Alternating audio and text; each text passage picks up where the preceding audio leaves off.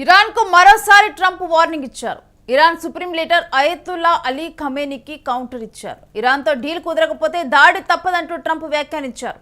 America తమపై దాడికి పాల్పడితే పశ్చిమాసియాలో ప్రాంతీయ యుద్ధం తప్పదంటూ ఖమేనీ వ్యాఖ్యానించారు.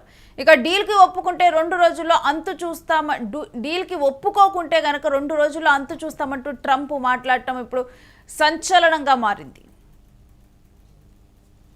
Why wouldn't he say that? Of course you can say that, but we have the biggest, most powerful ships in the world over there, very close, a couple of days, and hopefully we'll make a deal. If we don't make a deal, then we'll find out whether or not he was right.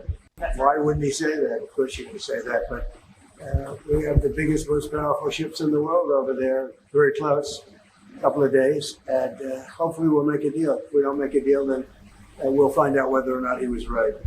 Why wouldn't he say? ఇక ఇదే అంశానికి సంబంధించిన details మా ప్రతినిధి సతీష్ని అడిగి తెలుసుకుందాం. సతీష్, ఇప్పుడు మరలా కూడా ఖమేనీ అదేవిధంగా ట్రంప్ వీళ్ళిద్దరి మధ్య మాటకు మాటతో కూడా అంతర్జాతీయంగా రాజకీయాలు హీట్ రాజుకున్నాయి. ఎప్పుడు ఏ క్షణం ఏం జరుగుతుందో దేశాల మధ్య అంటూ కూడా ఒక ఆసక్తి, ఒక ఉద్రిక్త పరిస్థితి కొనసాగుతూ ఉన్నాయి. ప్రస్తుతం ఏదైతే ఇరాన్ అధ్యక్షుడు అహ్మదుల్లా ఖమేనీ ముఖ్యంగా ఈయన మధ్య, అలాగే దాంతో పాటు అమెరికా అధ్యక్షుడు డొనాల్డ్ ట్రంప్ వీళ్ళిద్దరి మధ్య గత కొన్ని రోజులుగా పెద్ద ఎత్తున మాటల యుద్ధం అయితే నడుస్తా ఉంది. దీనికి సంబంధించి ముఖ్యంగా దేశ భద్రత గురించి, దేశాల గురించి పెద్ద ఎత్తున ఇప్పటికే అమెరికా మొత్తం కూడా ఇరాన్ కి దగ్గర ఉన్నటువంటి దేశాల దగ్గర అన్ని దేశాల బార్డర్లలో అమెరికాకు సంబంధించినటువంటి నౌకలు కానీ ఈ ఏదైతే యుద్ధంలో ఉపయోగించే సామాగ్రి కానీ ఇవన్నీ యుద్ధ నౌకలు అన్ని కూడా అక్కడ ఎయిర్ బేసెస్ లో పెద్ద ఎత్తున మోహరించి ఉన్నాయి. సో ముఖ్యంగా ఏదైతే ఇరాన్ కి సంబంధించి కొత్త అణు ఒప్పందం ఏదైతే ట్రేడ్ డీల్ ఉందో ఆ డీల్ గనక ఒప్పుకోకపోతే ఆ దేశానికి తీవ్ర విషాదానికి దారి తీస్తుంది. సో ఈ ట్రేడ్ డీల్ కనుక ఒప్పుకోకపోతే మీ పైన పెద్ద ఎత్తున చర్యలు ఉంటాయంటూ కూడా ట్రంప్ అయితే హెచ్చరించారు. దీనికి సంబంధించి ఖమేనీ కూడా కౌంటర్ ఇచ్చారు. అమెరికా ఒకవేళ తమ పైన దాడికి పాల్పడితే అది కేవలం ఇరాన్కే పరిమితం కాదు, పశ్చిమాసియా మొత్తం విస్తరిస్తుంది, అది ఒక పెద్ద ప్రాంతీయ యుద్ధంగా మారే అవకాశం ఉంటది. సో ఖమేనీ దానికి కూడా అంటే నువ్వు మాట్లాడే మాటలకు నేను మా దేశాలు ఎక్కడ భయపడవు, ఇరాన్ ఎక్కడ భయపడను, ముఖ్యంగా ఇరాన్ ప్రజలు అమెరికాకు భయపడరు, అమెరికా ట్రంప్ కు భయపడరంటూ కూడా ఆయన ఘాటుగా స్పందించారు. ఒకవైపు ట్రంప్ మాత్రం ఈ 2-3 రోజులలో గనక ఈ ట్రేడ్ డీల్ గనక ఏదైతే అణు ఒప్పందానికి సంబంధించి ఈ డీల్ గనక మీరు ఒప్పుకోకపోతే దాని తర్వాత పరిణామాలు ఎలా ఉంటాయో చూడాల్సిన అవసరం మీకు ఉంటది అంటూ కూడా ఆయన తీవ్ర స్థాయిలో హెచ్చరించిన పరిస్థితులు అయితే ఉన్నాయి. ఇప్పటికే పలు పశ్చిమాసియాకు ఇప్పటికే పలు యుఎస్ అబ్రహీం లింకన్ యుద్ధ నౌక చేరుకుంది, మరికొన్ని నౌకలు కూడా కొన్ని చేరుకున్నాయి.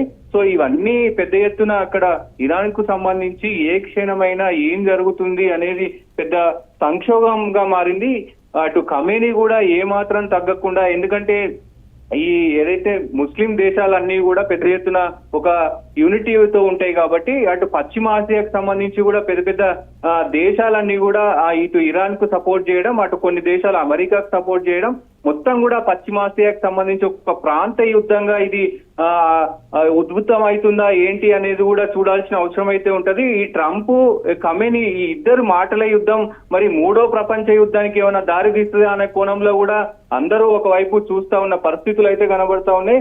కానీ ట్రంప్ చేసేటువంటి వ్యాఖ్యలు, ముఖ్యంగా ట్రంప్ ఆయన ఏ నిర్ణయం తీసుకున్నా మొత్తం చర్చనీయాంశంగా ఉంటది, మొత్తం ప్రపంచ వ్యాప్తంగా కూడా ఆయన వార్తల్లో ఉండాలి, ప్రపంచ వ్యాప్తంగా నా పేరు వినబడాలనే ఇదంతో చేస్తారు అంటూ కూడా చెప్తున్న పరిస్థితులు కనబడతా ఉన్నాయి. నేను గతంలో కూడా ట్రంప్ వ్యాఖ్యానించారు, అంటే ఇరాన్ ముందుగానే చెప్పింది మా జోలికి వస్తే గనక ట్రంపే లేకుండా చేస్తాం, ఈసారి బుల్లెట్ గురి తప్పదు అంటూ కూడా ఇరాన్ వ్యాఖ్యానించడం జరిగింది.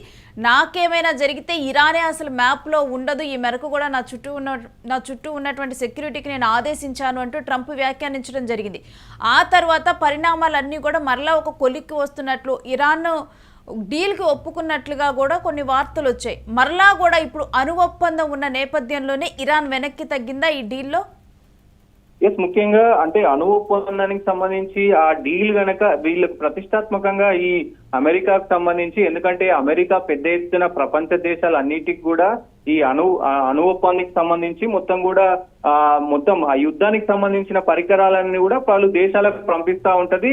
దాంట్లో కీలకంగా నెంబర్ 1 స్థానంలో ఉన్నది అమెరికా. సో ఆ అణు ఒప్పందాన్ని మీరు కూడా మాతో డీల్ చేసుకోవాలి, మీరు కంపల్సరీ కొనాలి అనే డిమాండ్ ఆయన పెట్టడంతో సో దానికి వీళ్ళు సత్యంరా ఒప్పుకోని పరిస్థితి అయితే ఉంది. సో ముఖ్యంగా ఈ ట్రంప్ చేసేటువంటి వ్యాఖ్యలు ఏవైతున్నాయో వాళ్ళు ముఖ్యంగా ఒకవైపు బెదిరింపులు కొనసాగిస్తూనే మళ్ళీ చర్చలు అంటారు, బెదిరిస్తా ఉంటారు. సో ట్రంప్ ఎన్ని బెదిరించే వ్యాఖ్యలు చేసినా, ఒకవేళ మమ్మల్ని ఏమైనా చేసినా దానికి దీటుగా అమెరికా పైన కూడా మేము అంతే స్థాయిలో తిరగబడతామంటూ కూడా ఖమేనీ ఏమాత్రం వెనక్కు తగ్గకుండా ఇటు ప్రపంచ దేశాలు పెద్ద ఎత్తున మాకు సపోర్ట్ ఉందంటూ కూడా ఖమేనీ చెప్తున్న పరిస్థితులు కనబడతా ఉన్నాయి. ఎందుకంటే ఈ ట్రంప్ చేసేటువంటి కొన్ని నిర్ణయాల వల్ల పలు దేశాలు కూడా ఇబ్బంది పాలవుతున్నాయి. ఏదైతే ఈ ట్యాక్సులు కావచ్చు, ఇవన్నీ ఈ కోతలు కావచ్చు, ఇవన్నీ కూడా పెద్ద ఎత్తున ప్రపంచ దేశాలన్నిటికీ కూడా ఇబ్బంది కలుగుతున్నాయి. కాబట్టి సో ఈ ఖమేనీ అలాగే ఈ ట్రంప్ వివాదం పెద్ద ఎత్తున మొత్తం కూడా ప్రపంచ దేశాలకు పెద్ద తలకాయ నొప్పిగా మారినాయి. ఎందుకంటే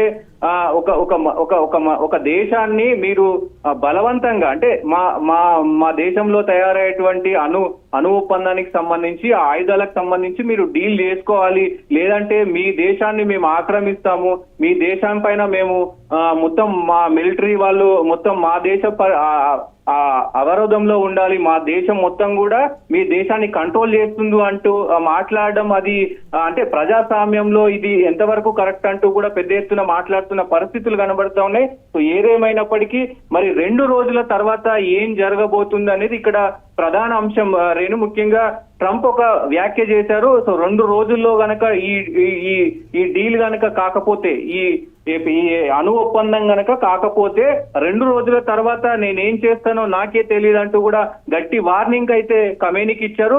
ఖమేనీ మరి దీనిపైన ఎలా స్పందిస్తారు, అటు మరి ఇరాన్ దేశం దీనిపైన ఎలా స్పందిస్తుంది, ఒకవేళ ఈ డీల్ గనక ఈ 2 రోజుల్లో కాకపోతే మరి ఏం జరగబోతుంది అనేది కూడా పెద్ద ఎత్తున. అంటే సతీష్, మన గత అనుభవాలను కనుక దృష్టిలోకి తీసుకుంటే ట్రంప్ ఏదైనా కానీ తనకు కావాల్సింది నయానో భయానో డెఫినెట్ గా కూడా తన దగ్గరికి తెచ్చుకుంటూ ఉంటాడు.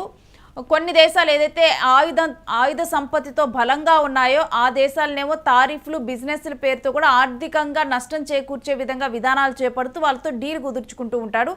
ఎవరైతే క్షిపణులు కానీ ఆయుధాలలో అంతగా బలంగా లేరో వాళ్ళతోనేమో క్షిపణులు ప్రయోగించి వాళ్ళని దారికి తెచ్చుకుంటూ ఉంటాడు. మరి ఇప్పుడు ఇరాన్ విషయంలో కూడా క్షిపణులు ఒకవేళ కనుక ఈ 2 రోజుల్లో డీల్ కుదరకపోతే క్షిపణులు ప్రయోగం చేసే అవకాశమే కనిపిస్తుంది అనుకోవాలా? డెఫినెట్ గా, ఎందుకంటే ఇప్పటికే యుద్ధ నౌకలన్నీ కూడా పశ్చిమాసియా వైపు మొత్తం కూడా ఇప్పటికే యుఎస్ కు సంబంధించినటువంటి పెద్ద యుద్ధ నౌక అబ్రహం లింకన్ అని పెద్ద యుద్ధ నౌక ఇప్పటికే అక్కడ చేరుకుంది. సో మరిన్ని యుద్ధ నౌకలు కూడా వెళ్తా ఉన్నాయి. సో ఇవన్నీ చూస్తే గనక ఒకవేళ డీల్ గనక సెట్ అవ్వకపోతే ఇరాన్ పరిస్థితి ఏంటి, ఇరాన్ పైన అమెరికా ఎలా దాడి చేయబోతుంది, మరి మొత్తం దేశాన్ని కూడా వీళ్ళు వాళ్ళ పరిధిలోకి తీసుకోబోతున్నారా అంటూ కూడా చర్చలు అయితే కొనసాగుతున్నాయి. సో ఇవన్నీ కూడా ఆయన అన్ని రకాలుగా మొత్తం కూడా ఒక దేశం పట్ల, ఆ దేశం పట్ల మనము ఆధిపత్యం చెలాయించాలంటే అన్ని రకాలుగా ఇబ్బంది పెడతా ఉంటారు. అదే మీరు అన్నట్టుగా ఈ టారిఫ్స్ కావచ్చు, వాణిజ్య సరఫరాలు కావచ్చు, లావాదేవీలు కావచ్చు, మొత్తం కూడా ఫైనాన్షియల్ గా మొత్తం అన్ని కోణాల్లో కూడా ఆయన ఫస్ట్ ఇబ్బంది పెడతారు. అది కాని సమయంలో ఇక దాడి ఒక్కటే మిగిలి ఉంది కాబట్టి దానికైనా వెనుకాడబోడు అని కూడా చెప్తా ఉన్న పరిస్థితులు కనబడుతున్నాయి. ఏదేమైనప్పటికీ ఈ 2 రోజుల్లో ఏం జరగనుంది, ఎందుకంటే ఇప్పటికే యుద్ధ నౌకలన్నీ కూడా పశ్చిమ ఆసియా వైపు వస్తున్నాయి కాబట్టి మరి ఒకవేళ డీల్ జరగకపోతే గనక ఆయన మరి ఇరాన్ పైన యుద్ధం ప్రకటిస్తారా ఏంటి అనేది కూడా చూడాల్సిన అవసరం అయితే ఉంటది Renu. Stay with us, Satish. ఇక ఇప్పుడు ఇరాన్ అమెరికా మధ్య ఏం జరగబోతోంది అని ప్రపంచ దేశాలన్నీ కూడా ఆసక్తి కాదు, ఒక ఇంత ఉద్రిక్తంగా భయంగా కూడా ఎదురు చూస్తున్నాయని చెప్పాలి. ఎందుకంటే ఇప్పటికే కూడా ట్రంప్ తీసుకునేటువంటి నిర్ణయాలతో ఒక దేశంలో కాకపోతే మరో దేశంలో ఉద్రిక్త పరిస్థితులు అయితే తలెత్తుతున్నాయి. అంతర్జాతీయంగా కూడా ఒక అనిశ్చిత పరిస్థితి అనేది నెలకొని ఉంది.